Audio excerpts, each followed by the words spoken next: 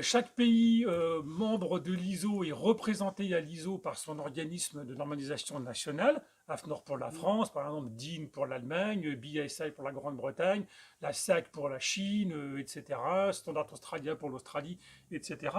Donc quand des parties prenantes nationales ont identifié un sujet dont la portée, le domaine d'application va plus loin que le seul pays national, mais par exemple concerne l'ensemble des pays du monde, on va alors proposer de développer un nouveau sujet au niveau ISO ou Europe, hein, suivant le cas, mais prenons le cas de l'ISO. Et si les conditions sont réunies, on va alors proposer de développer donc, un référentiel de bonne pratique, une norme internationale au niveau de l'ISO.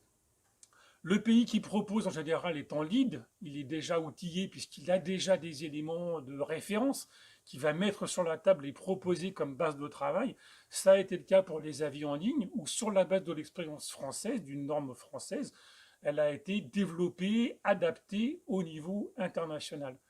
Donc ça veut dire que les parties prenantes françaises qui ont identifié un besoin et qui ont commencé à apporter des réponses vont ensuite le pousser au niveau géographique qui convient et qui répond aux besoins pour ensuite qu'on y travaille tous ensemble en coopération,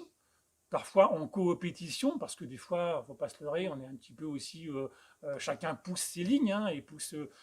ses avantages, mais en tout cas, on va pouvoir du coup, de ce fait, avoir plein de relations avec tous nos homologues de tous les pays du monde et pouvoir travailler ensemble par l'intermédiaire de son organisme de normalisation